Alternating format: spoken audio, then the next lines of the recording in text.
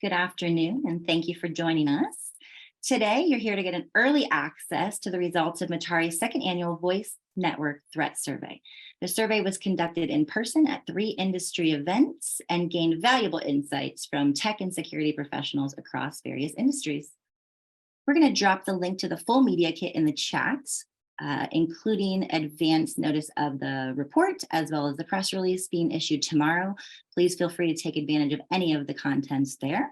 And while I'm getting that for you, take a moment here to watch a short video.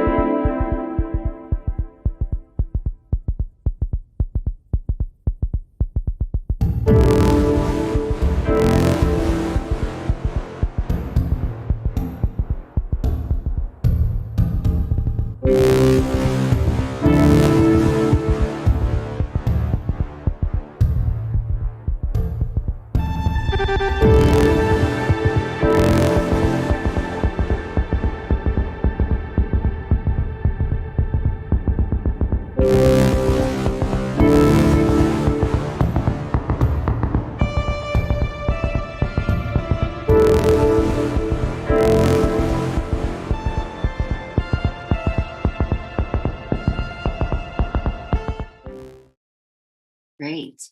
All right, so to dive into the data from the report, we're going to welcome Mutare's Chief Marketing Officer, Colin Millstone, who's going to guide you through the key insights from the survey and shed light on the critical challenges of protecting our most vital communication asset, the business telephone. With a 30-year career in marketing, Colin's leadership, experience, vision, and his dogged cowboy spirit are key elements that define not only Mutare's identity, but also its path to new territories and opportunities open to those who dare to be first. Colin is a fun talker. You're going to have a great day today. If you have questions for him, feel free to drop those into the chat or raise your hand, and we'll answer those as they come in. So welcome, Colin. Thanks, Nicole. And thanks, everybody, for taking a few minutes out of your day to spend with us and dig into the survey a little bit. Before we dig into the result set, so to speak, I want to make sure that we do some level setting, define some terminology, etc. So again, my hope is that folks can walk away from this session, not just learning about the survey itself, but a little bit more about the problem itself and how that's manifesting itself. So we put together some basic slides here. And on the right-hand side, you'll see that I wanted to keep a focus on what we're talking about. So all of the things we're talking about today is this problem of unwanted calls. When we talk about unwanted calls, there's lots of different tactics that the bad guys are using the voice network or the phone network for. Bottom line is, the ones I've presented here on the screen, and they're going to stay here on the screen for a minute, are the top ones that most people are aware of. They're the ones that are definitely the top voice threats. Some of those are very detrimental, and some of them are just provide more of a nuisance. So again, we're going to get into that in a minute. Overall, though, what's happened over the last, 5-10 years, is that because of the volume of unwanted calls that are affecting all of us, there's a lack of trust, and we can no longer trust that the phone calls we're getting on our phones are legitimate and things that we should be worried about, right? Let's think about this as individuals, and I think, if I could see everyone's face right now, and I said, show me your hands for everybody who still answers every call that you receive on your mobile phone, I think a lot of folks would say, yeah, if that call doesn't register, if I don't know who that caller is, I'm just not answering that. Well, that may be on our personal side, on the individual side. But when it comes to business or when it comes to the professional world, things are a little different. So a couple quick just ideas or vignettes, so to speak, about the professional side.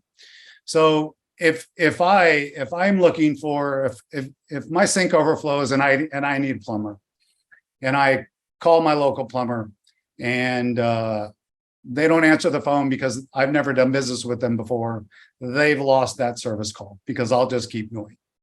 If I call my local computer store because I need to buy some new laptops for my team and they don't answer the phone, I'll probably just keep going to the next organization, and they've lost some sales. So the issue is that, again, the professional world is very, very different. Now, as a quick aside, it's important to recognize that, yes, there's lots of different channels now for communications in our professional space. In the omni-channel or multi-channel world, there's email, there's chat, there's SMS, there's web, et cetera, et cetera. But the bottom line is that voice remains the number one channel when you truly have an issue, when you truly want to get something resolved. So again, now we're starting to consider, hey, we have an issue, and on the personal side, I can do this. I can simply not answer the phone. But on the business side, that may not be a viable strategy. So this survey, the Voice Network Threat Survey, is all about that, right? It's all about how does the business world or the professional world or the enterprise space handle this particular issue. So when we decided to put this survey together, and this is the second year we've done it, we wanted to answer some pretty basic questions initially, and that is the business sector or professional or enterprise sector experiencing the same things that we are as individuals relative to unwanted calls? And if so, how do they feel about that, right?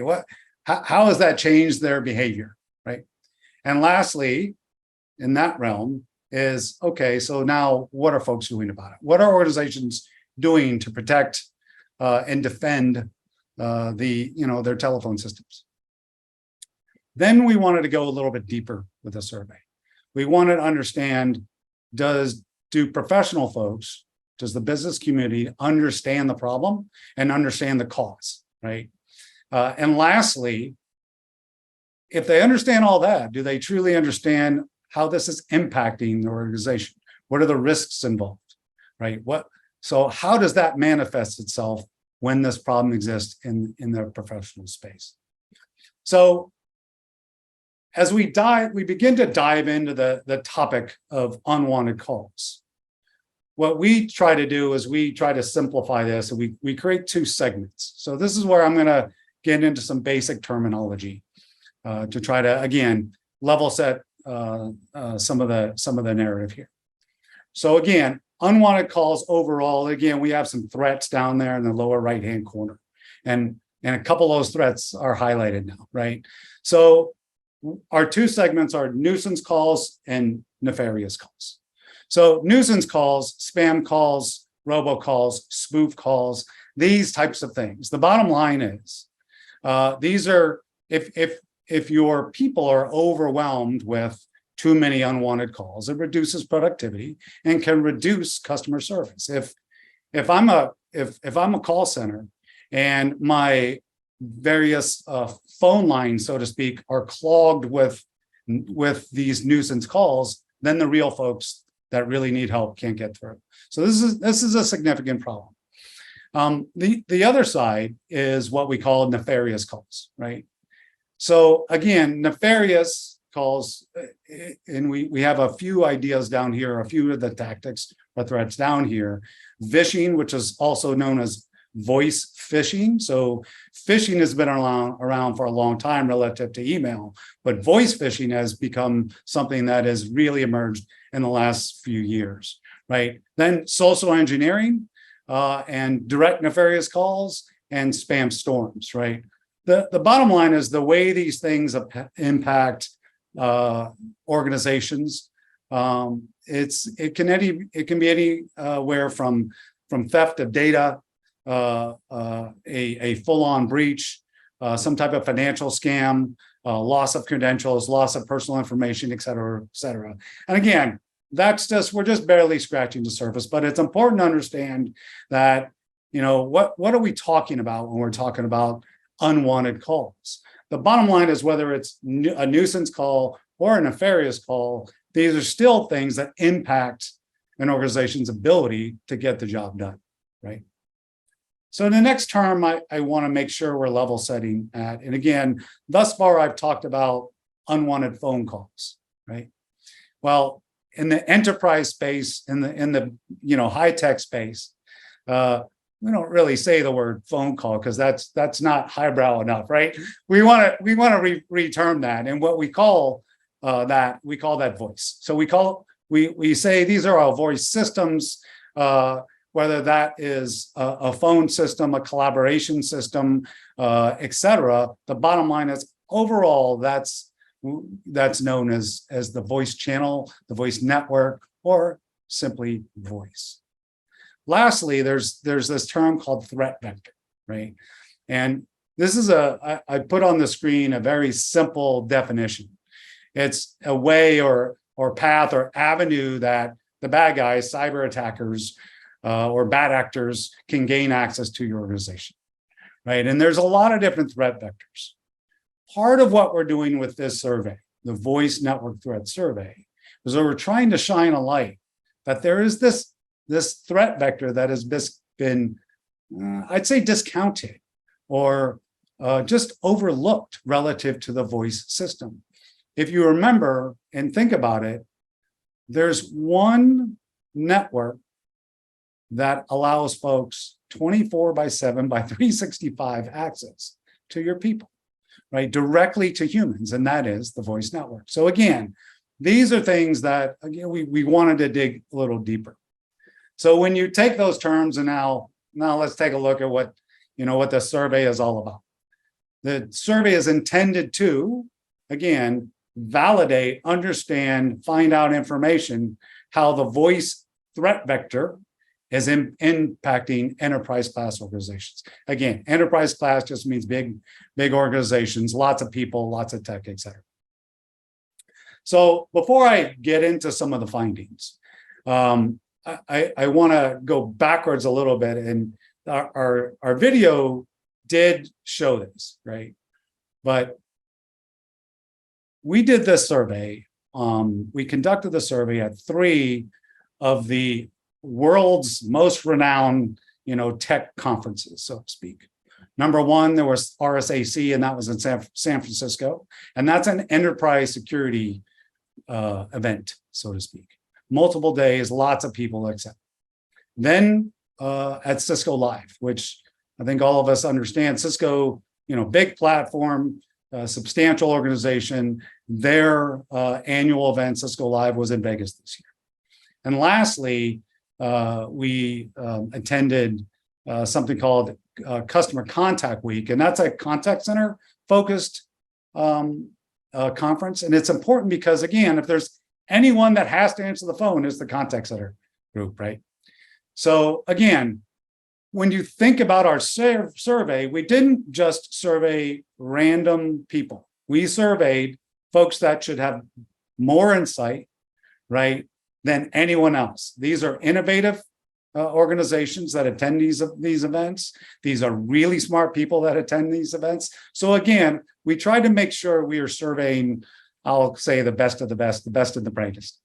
So from an operational perspective, again, what we did at each one of these is we actually had a survey administrator. And again, in the opening video, we showed a couple pictures of her. Her name is Vicky. And Vicky had a tablet. The survey was done via a tablet, and she would ask folks if they are willing to take this survey, right? So again, 3 major conferences, live interviews, IT and security professionals, right? Overall this year, This survey contains responses from 308 people, respondents, right? The survey itself had 12 questions. Again, this was on the little video, and the average completion time for the survey was a little under 2.5 minutes. So that's the operational stuff. Now let's talk about what we saw differences between our first year in doing the survey and this year, 2023. Well, in 2022, again, our survey was focused, and we did it at one venue, and that was at RSAC. And overall, we had about almost 160 respondents. Now, what was really interesting between last year and this year is that last year when we said, hey, we're doing this voice network threat survey. Again, the title of the survey remained exactly the same. The questions did evolve a little bit. But in 2022, when we said to folks, hey, are you willing, are you interested in taking the survey? There was a lot of folks that said, what's the survey about? Voice network threats? I don't understand. What are you talking about? Right. So that was a big moment for us to say, hey, this is something that not a lot of people, again, the best and the brightest, the folks who should know about this stuff. Again, in year one, it was only at RSAC, which is enterprise security event. So we're asking them about a threat vector in voice. And they're saying, we don't understand what you're talking about, right? We've never thought about things that way. All right. So again, that was an aha moment for us. The other thing that we saw in 2022 is that as folks were taking the survey, they would come upon certain terms or words that they were not familiar with. Vishing, for example, which to me has become kind of common parlance, but I may be looking at the world with rose-colored glasses. But the word vishing, most of the folks that took the survey didn't know what that term was and needed our administrator, our survey administrator who was standing next to them to answer that question. Oh, vishing is this. So there was a number of things like that occurred in 2022. Now we come to 2023. Basically, everyone that took the survey had some type of connection with what we were talking about, right? There were extremely few people who said, I'm not sure I understand what this is about. In fact, I'd say it was less than a handful, right?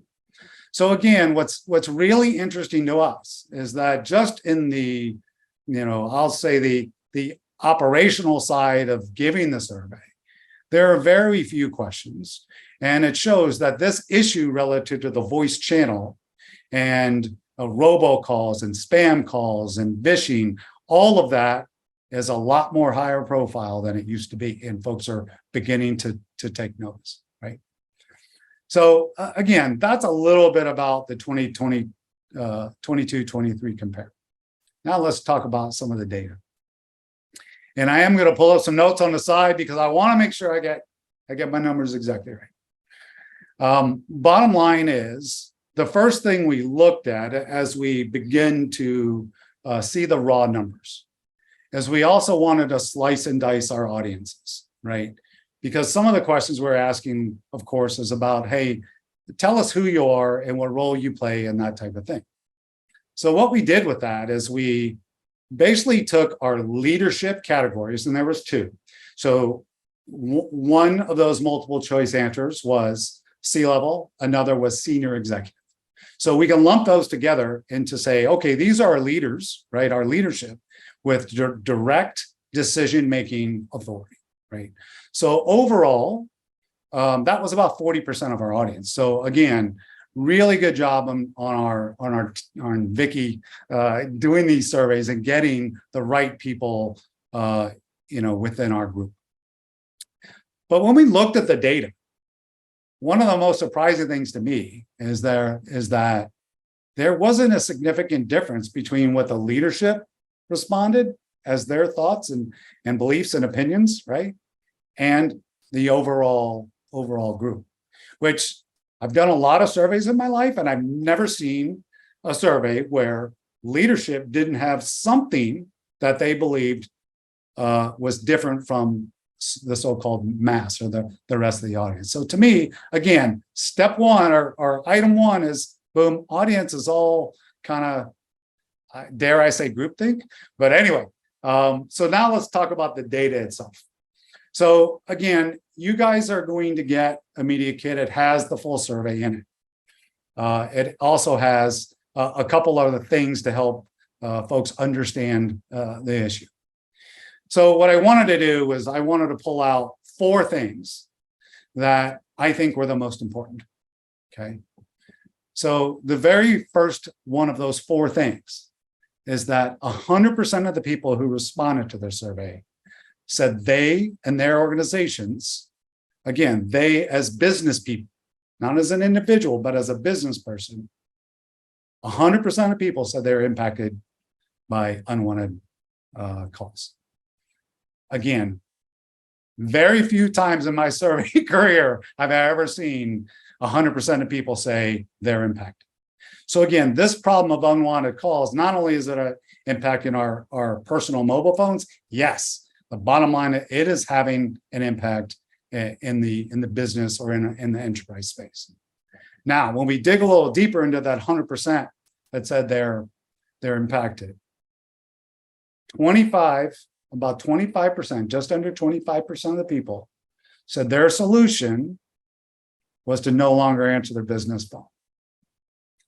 To me, this is not only is this a shocker, but this is a real problem. If corporate America is not answering their telephone, if they only believe that the only time they get a call is when, that's someone within their known community, well, it's going to be really hard to do business development. It's going to be really hard to do customer support, et cetera, et cetera, et cetera, right? So again, shocker, 1/4 of the time, folks are not answering the phone. Big deal. And again, quite concerning. The next one is that 85% of the folks that we interviewed believe it's time to elevate voice into a threat vector that has priority, okay? Now, this is really important because I mentioned this when we talked about 2022. So again, we're at the RSAC conference, basically the premier enterprise security conference in the world. This is in 2022, and we're asking folks and talking about voice network security, and people are saying, what are you talking about?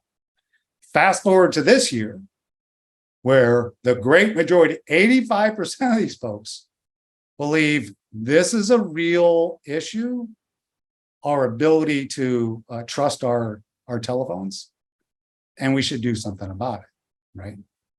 Again, interesting thing. All right. The next question that was, again, this was another shocker to me. In every organization, every enterprise class organization, they have an enterprise security program, so to speak. And these programs are based upon, of course, strategy, and then a bunch of systems, a bunch of people, et cetera, right? So we asked the question, we said, do you believe it's time to include voice telemetry? And that is, voice telemetry is intelligent voice data that's telling you what's happening across your voice infrastructure and in your voice traffic. So data on the voice channel. Is it time to include voice telemetry into your cybersecurity program, enterprise security program? And these are things, if you heard the word SIM, which is the security information and event management systems, and XDR is really the trending thing. And this is, again, bringing in data from a lot of different places, right? A lot of different threat vectors, so you can proactively thwart the bad guys. And if you do get breached, you can go back in time and say, hey, what were the indicators, right? Based upon all this data, right? So again, the answer was that 90% of our respondents said it's time to include voice telemetry into their programs, right?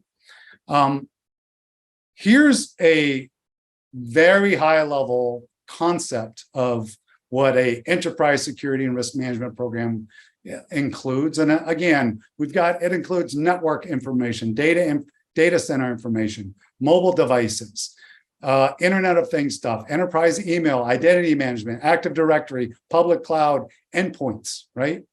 The one thing it doesn't include is voice, and it's a shocker, right?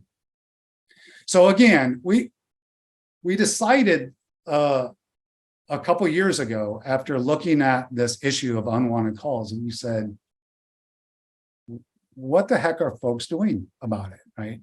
And last year, we basically said, or heard from folks, that number one, they weren't really thinking about it, and number two, they weren't really doing anything about it. Fast forward 12 months, now folks are thinking about it, and they're beginning to do some things. That's basically what I've got for you today. Again, I'm open and willing and interested in answering any questions or having additional discussion, et cetera. Perfect. Thank you. That was some great information. We do have a couple questions, and if there's anybody in the audience who wants to send a question forward, please feel free to either raise your hand or drop that in the chat. So first question, if companies know their voice channel is not secure, why aren't they doing more to address this problem? Yeah, that's a really good question. And again, that's one of those things that those of us who understand the problem, we kind of scratch our head, right? The bottom line is voice is a ubiquitous channel that it seems like everyone, again, because you have your personal phone and because you've already figured out a way to deal with your phone ringing when you don't want to, right? It's almost as if that's translated into the work world, even though it doesn't work, right? We are having a lot of discussions with some of the largest, let's say, Fortune 1000 organizations in the world. We're having discussions, again, with many of the various CCaaS, which is Cloud Contact Center, UCaaS, Unified Communications as a Service platform creators, so to speak, that yes, it's time to do something about it. Because what's really interesting about this problem is it's totally solvable, right?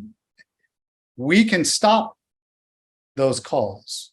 And I'm just not talking about we can block them, but we can do that with intelligence, right? We can, and I'll use the term, we can filter those calls. In other words, we have the intelligence now from a security and technology perspective to understand if that's a robocall, if that's a spoof call, if, et cetera. We know this, right? Our data and our systems are smart enough to figure this out, right? So yes, there are solutions available. The bottom line is folks haven't had to do anything about it. Now, if you go back to the video in the beginning and the little question it posed, and the question was something effective: can you imagine your email inbox without email filtering? I personally can't. I have immense amount of email filtering, and I still get, I'd say, 40 different emails a day that are unwanted. Okay, well, again, that's with really strong filtering. So again, if you apply that same mindset to voice, to the telephone system, again, there's definitely a lot of head scratching going on. Yeah, okay. Another great question. To what extent is AI impacting voice network threats and facilitating bad actors in gaining access to this critical data? So AI is always, especially in the last 6 months, thank you, ChatGPT. AI is something that always comes up. The bottom line is that the technologies that we have in the AI space allow us to mimic, mask, and or pretend to be folks we are not. So the voice channel is even more susceptible to this, because if I'm in a Fortune 500 company and I can easily, or if I'm trying to attack a Fortune 500 company as a bad guy, I can easily spoof a call and make a call to accounting as if I'm the CEO, and I can use a deep fake to interpret and to present a voice that is the voice, the CEO's voice. And I can say, I need you to cut me, an instant check for XYZ, right? And I need you to do that right this second. Well, that's a scary situation. So AI is going to do nothing but make this situation much, much more severe. Yeah, and harder to protect and do all of the things that we need to do. All right. Well, last question. Again, if there's any others, please drop them in the chat. With so much uncertainty around voice channel protection, what is a good first step? So what would you recommend? Where do you even start? So it's interesting because all of us believe and all of us experience, the deluge of unwanted calls on almost an hour by hour basis, right? But yet, when we talk to tech professionals and we say, how much of your, and cybersecurity professionals, we said, how much of your voice traffic do you think is unwanted? And the answers are all over the board. Well, if I was one of those people, and if I was a so-called doubting Thomas, the first thing I would do is say, okay, let me get an assessment done of our voice traffic, right? So the Mutare, who's again sponsored this survey, they have such a thing, of course, right? Again, you give Mutare 30 days of your voice log data, and they'll tell you exactly how much unwanted calls are in that traffic. So to me, step one is an assessment, is to understand, how bad is this affecting me, right? Now, when we look at our different industries, we definitely see some differences in the amount of unwanted traffic across industries. And again, there's plenty of data out there that say, hey, if you're in this industry, beware, etc. All right. Any last words you'd like to shout out? The bottom line is, again, I appreciate the fact that all of y'all are here today, and the problem is real, right? The problem is real on the individual side, and it's real on the business side, and it's simply time for organizations to solve it. And again, it's something that's totally solvable. It's not expensive to solve, and can lead to dramatic increases in productivity, dramatic increases in performance, decreases in overall risk posture, et cetera, et cetera. So peace of mind, right? And you've got some peace of mind that when you pick up the phone, it's safe. So. Yeah, you can actually answer the phone again without worrying about it. The most important thing. Yeah, novel concept. So, well, thank you everybody for joining us. Thank you, Colin, for some amazing information and analysis. Everybody will receive a follow-up email with the media kit. Please feel free to reach back out if you have any questions, and we will get you connected to Colin for some deeper information. Thanks, everybody. Thanks, guys.